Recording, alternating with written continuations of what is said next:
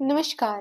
अगर आप HTET, CTET, Haryana CET या किसी भी कॉम्पिटिटिव एग्ज़ाम की तैयारी कर रही हैं और अपनी तैयारी को तेज़ तर्रार और फाटेदार बनाना चाहते हैं, तो आइए जुड़िए मेरे साथ। आज हम ईवीएस के क्वेश्चंस करेंगे। हमने ईवीएस की क्लासेस भी शुरू की हुई हैं, तो आज हम ईवीएस के जो इम्पोर्टेंट क्वेश्चन हैं फॉर एचटेट एग्ज़ाम, उनके बारे में पढ़ेंगे। देखिए, रेड डाटा बुक मेरी बात सुनिए, जो ईवीएस के क्वेश्चन है ना, ये फैक्चुअल क्वेश्चन है और एग्जाम में एचटेट के एग्जाम में ऐसे ही क्वेश्चंस आते हैं। तो हमें ये क्वेश्चन इतने ज़्यादा समझाने के तो है नहीं, लेकिन जो इम्पोर्टेंट है मैं वो आपको यहाँ करवा दे रही हूँ, आपको पढ़ा दे रही हूँ। एक बार रीडिंग देने से आपको अच्छे से ये याद हो जाएंगे। तो देखिए, रेड डाटा बुक, आपको पता है रेड डाटा बुक क्या है? रेड डाटा बुक में जो संकटग्रस्त, संकटापन या जो विलुप्त होने वाली प्रजातियां हैं ना, उनका रिकॉर्ड रखा जाता है। अब आपने देखा होगा कि कितनी ही प्रजातियां ऐसी हैं जो हमारे दादा परदादाओं ने देखी हैं, लेकिन हमारे वर्तमान समय में वे नहीं हैं। तो इन जो लुप्त हो चुकी हैं, जो जिन पर संकट आया हुआ है, जो लुप्त होने के कगार पर हैं, इन सब का ब्यौरा किस में रखा जाता है? रेड डाटा बुक में रखा जाता है। और ये रेड डाटा बुक कब गठित की गई थी? 1964 में इसका गठन किया गया था और इसको प्रकाशित किया गया था 1966 में। वेरी इंपॉर्टेंट क्वेश्चन है। इम्पोर्टेंट क्वेश्चन है। रेड डाटा बुक 1964 में इसका गठन किया गया था और 1966 में इसको प्रकाशित किया गया था। उसके बाद देखिए, जैव विविधता दशक। जैव विविधता मतलब बायोडाइवर्सिटी। एक पर्टिकुलर एरिया है, एक एटमॉस्फेरिक सिचुएशन है, उसमें ऐसा तो नहीं है कि केवल हम ह्यूमन बीइंग ही रहते हैं, हमारे साथ और भी इन्वायरमेंट के फैक्टर हैं, और भी जीव जंतु रहते हैं। हम जीवों के साथ साथ विविधता भी है, मतलब जीवों की विविधता भी है हमारे एटमॉस्फेयर में, तो उसको जैव विविधता कहा जाता है। अलग अलग जीव जंतुओं का एक पर्टिकुलर एनवायरनमेंट में, एटमॉस्फेयर में रहना जैव विविधता कहलाता है। तो जैव विविधता दशक कौन सा था? जैव विविधता दशक 2011 से 2020 को बनाया गया है। जैव विविधता दशक किसको बनाया गया है? 2011 से 2020 को जैव विविधता दशक बनाया गया है। पहला पर्यावरण सम्मेलन कब हुआ? हम पर्यावरण के बारे में भी अलर्ट हुए, हमने पर्यावरण का खूब दोहन किया। इसके साथ साथ हमें अनेक प्रॉब्लम्स फेस करनी पड़ रही हैं। आप देख रहे होंगे कि पहले सर्दियों का टाइम पीरियड 6 महीने का होता था, लेकिन अब ज़्यादा सर्दी नहीं होती। हम मैक्सिमम ज़्यादा कड़ाके की ठंड दिसंबर में फील करते हैं, और अब देखिए फ़ेब है, फ़ेब के लास्ट तक हम ऐसा फील करें कि सर्दियाँ जाने वाली हैं। लेकिन पहले बहुत ज़्यादा ठंड पड़ती थी। सितंबर के बाद जो नवंबर है और मार्च तक का टाइम पीरियड तो बिल्कुल कड़ाके की ठंड का होता था पहले के टाइम। ये ऐसा क्यों होता जा रहा है? ऐसा हमारे एनवायरनमेंट को हानि पहुंचाने के कारण हो रहा है। हम अपनी ज़रूरतों को देख रहे हैं, प्रकृति की ज़रूरतों को नहीं देख रहे हैं। तो इसके लिए हम कब से अलर्ट हुए? तो पहला पर्यावरण सम्मेलन 1972 में हुआ। पहला पर्यावरण सम्मेलन कब हुआ? पहला पर्यावरण सम्मेलन 1972 में हुआ। इसमें 119 देशों ने भाग लिया। ये स्वीडन के स्टॉकहोम में हुआ। कहाँ? स्वीडन के स्टॉकहोम में। स्वीडन के स्टॉकहोम में इसमें 119 देशों ने भाग लिया और पहला ये 1972 में हुआ। उसके बाद कुछ और क्वेश्चंस देखिए। आपने रामसर भूमि के बारे में सुना है? रामसर संधि संबंधित है, लिखिए। रामसर संधि संबंधित है, किससे संबंधित है? रामसर, ये आर्द्र भूमियों के संरक्षण और संवर्धन से संबंधित है। जो आर्द्र भूमि है, आर्द्र भूमियों के संरक्षण व संवर्धन से संबंधित है। संवर्धन से संबंधित, संवर्धन से संबंधित है, इम्पोर्टेंट है। उसके बाद देखिए, विश्व जल दिवस। विश्व जल दिवस कब मनाया जाता है? विश्व जल दिवस 22 मार्च को। 22 मार्च को विश्व जल दिवस मनाया जाता है। और विश्व पृथ्वी दिवस कब मनाया जाता है? 22 अप्रैल को। कब मनाया जाता है? 22 अप्रैल को। इतना सा देखिए। रामसर संधि संबंधित है। रामसर क्षेत्र आपने सुना होगा, रामसर भूमि को किसी भी एक मतलब विशेष क्षेत्र होता है उसको रामसर संधि के अंतर्गत रख लिया जाता है।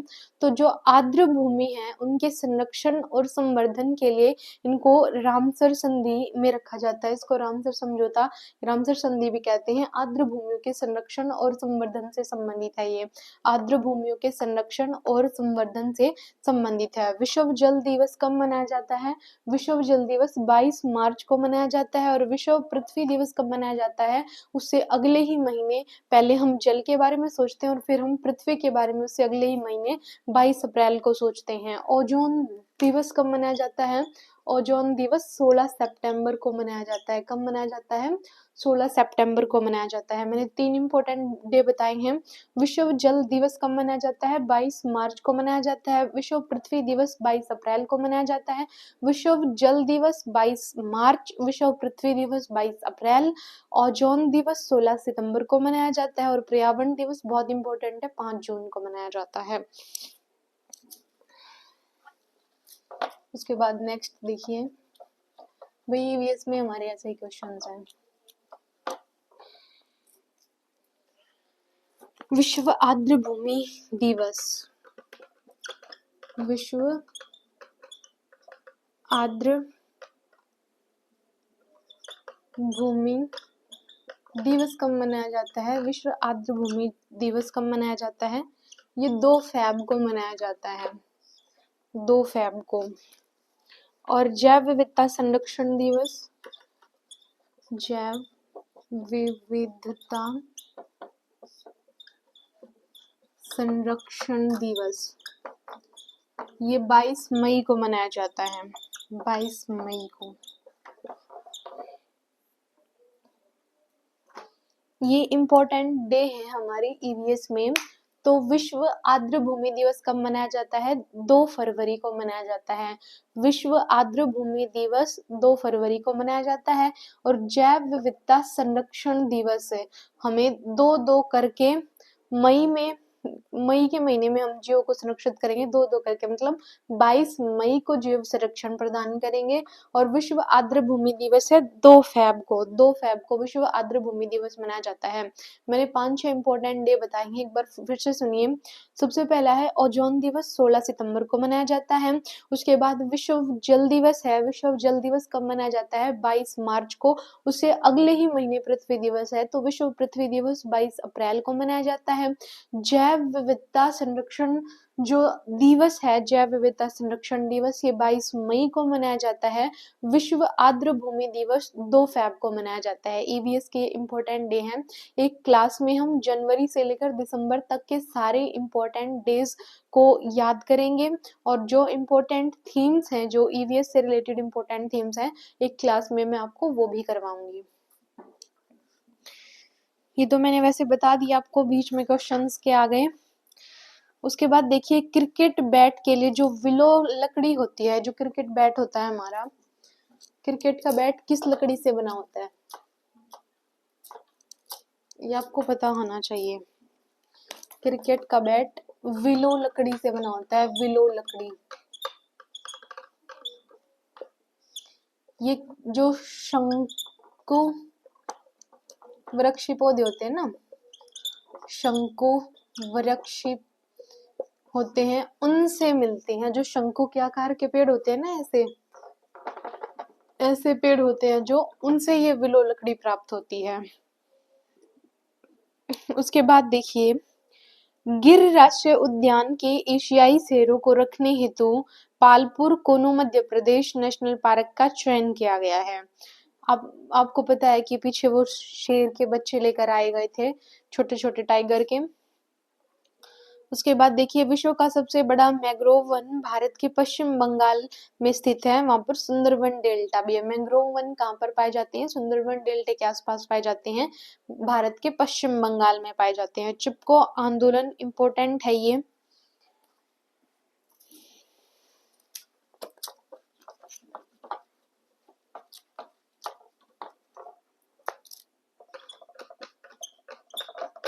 चिपको आंदोलन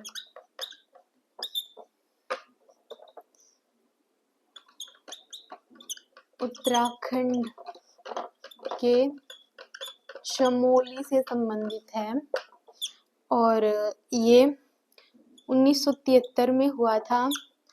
और सुंदरलाल बहुगुणा का नाम तो आपने सुना ही होगा। सुंदरलाल बहुगुणा, सुंदरलाल बहुगुणा।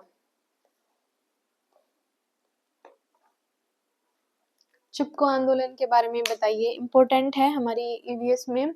चिपको आंदोलन कब हुआ था? 1973 में चिपको आंदोलन हुआ था। कहाँ पर हुआ था? उत्तराखंड के चमोली में हुआ था। इसका मुख्य प्रवर्तक कौन था? सुंदरलाल बहुगुणा था। उस समय पेड़ों को काट रहे थे, क्या करने के लिए? मतलब अपना इंडस्ट्रियल एरिया बढ़ाने के लिए या कोई बांध वगैरह बनाने के लिए। वहां जो पेड़ वगैरह आ रहे थे उस पर्टिकुलर एरिया में, तो उनको काट रहे थे पर्टिकुलरली बांध बनाने के लिए। जो उस क्षेत्र में पेड़ वगैरह आ रहे थे उन सबको साफ कर रहे थे। तो जो सुंदरलाल बहुगुणा है और जो उस समय उन पेड़ों में, उन जंगलों में रहने वाले व्यक्ति हैं, वो खुद को पेड़ों से चिपका लेते हैं, इसलिए इसको चिपको आंदोलन कहा जाता है। और वो पेड़ों को काटने नहीं देते। कब हुआ था ये? 1973 में हुआ था, उत्तराखंड के चमोली में हुआ था और इसके प्रवर्तक थे सुंदरलाल बहुगुणा। इम्पोर्टेंट है।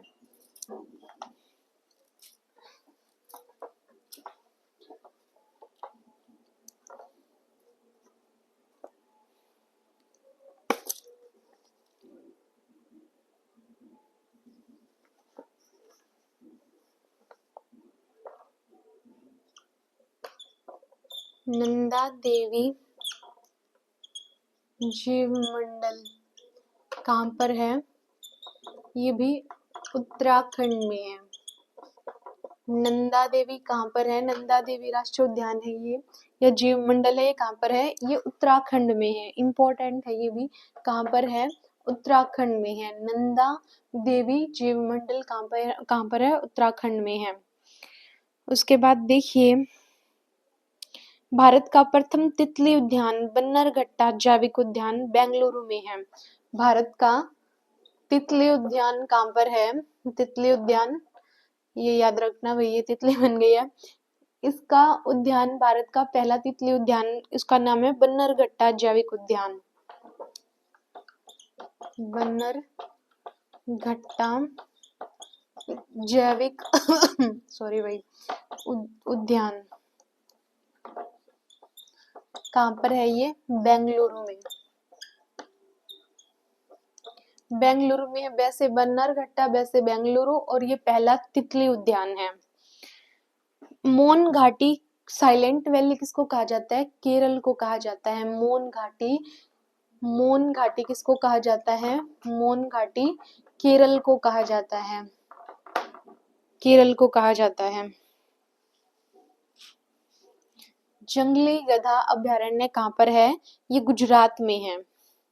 भारत की सिंचाई की सबसे बड़ी नहर है इंदिरा गांधी नहर।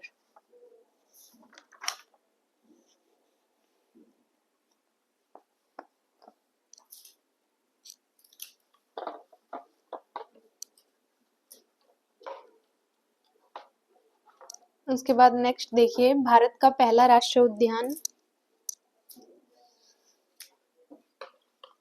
भारत का पहला नेशनल पार्क कौन सा है? Jim Corbett national park. Jim Corbett national park 1936 में बनाया गया था।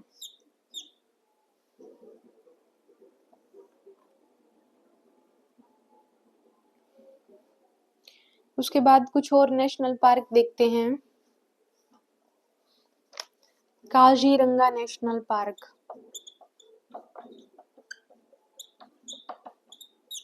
ये एक सींग वाले गेंडे के लिए प्रसिद्ध है।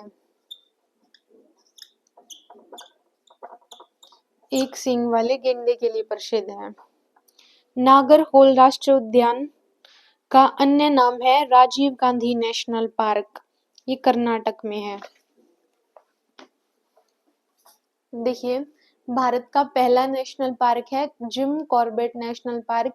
इसकी स्थापना कब हुई थी? 1936 में हुई थी। उसके बाद है काजीरंगा नेशनल पार्क, किसके लिए प्रसिद्ध है? इम्पोर्टेंट है, ये एक सींग वाले गेंडे के लिए प्रसिद्ध है।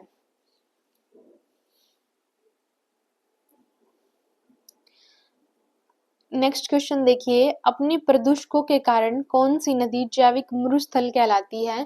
दामोदर नदी। जो दामोदर नदी है ना, दामोदर नदी, ये बहुत ही पॉल्यूटेड है, तो इसको क्या कहा जाता है? इसको जैविक मरुस्थल कहा जाता है, जैविक मरुस्थल कहा जाता है।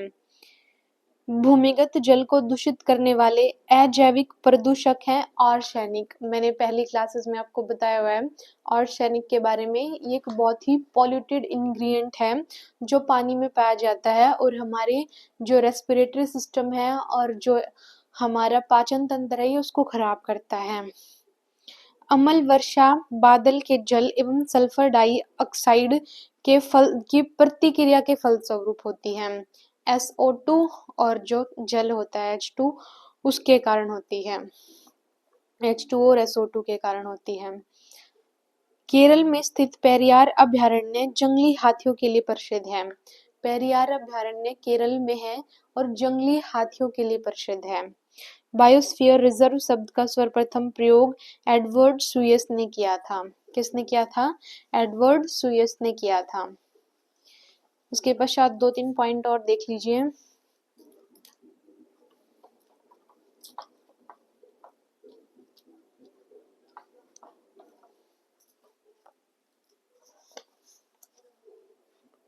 पर्यावरण संरक्षण अधिनियम,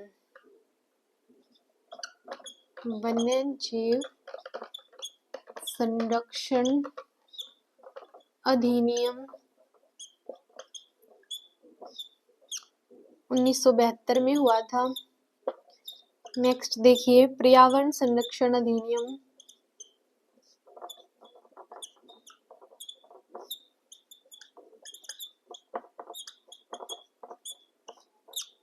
ये 1986 में हुआ था। जैव विविधता अधिनियम, जैव विविधता अधिनियम ये 2002 में हुआ था। वेरी इंपॉर्टेंट है, ये तीनों अधिनियम बहुत ही इंपॉर्टेंट है। वन्य जीव संरक्षण अधिनियम देखिए, वन्य जीव संरक्षण अधिनियम कब हुआ था? ये 1972 में हुआ था। पर्यावरण के बारे में था जो पर्यावरण संरक्षण अधिनियम, ये 1986 में हुआ था और जैव विविधता अधिनियम 2002 में आया था। 1972, 1986 और 2002 ये इम्पोर्टेंट है, सिर्फ सुन लीजिए। केरल में स्थित पेरियार अभयारण्य जंगली हाथियों के लिए प्रसिद्ध है और भारतीय वन सेवा की स्थापना 1 जुलाई 1966 को हुई थी।